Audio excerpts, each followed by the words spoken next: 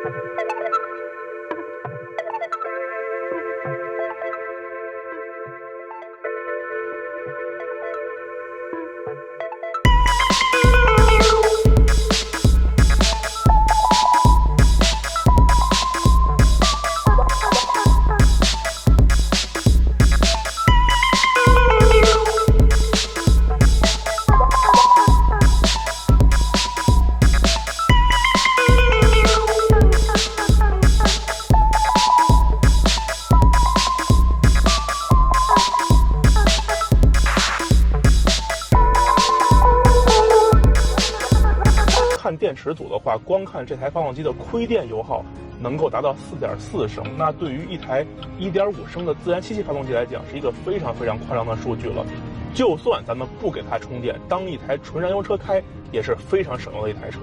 那不过呢，重点还是要说一下电池组，毕竟已经花了这份钱上了 DMI 系统，那不用就是很浪费的一件事了。这台车搭载的还是比亚迪最引以为傲的刀片电池，在安全性能方面是非常好的。那另外呢，电池组也是分大电池跟小电池两个版本，小电池呢是支持55公里的纯电续航，大电池是支持120公里。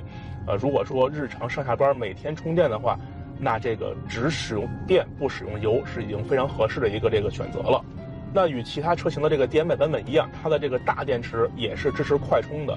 咱们常用的0到80%的这种充电量，30分钟就可以满足。那最后呢，再简单的聊一聊试驾感受。其实这辆 DMI 版本的宋 Pro 啊，跟之前咱们试过的纯电 EV 版的宋 Pro，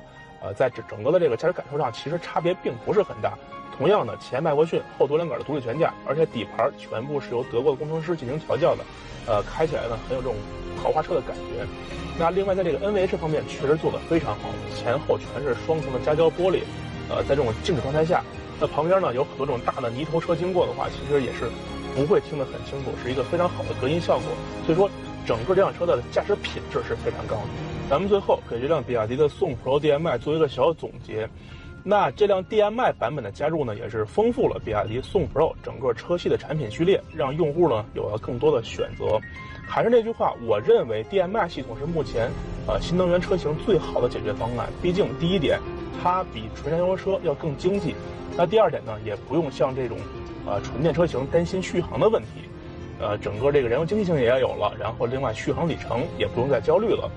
那我认为确实这辆车在各方面表现，它的这个综合实力是很强的。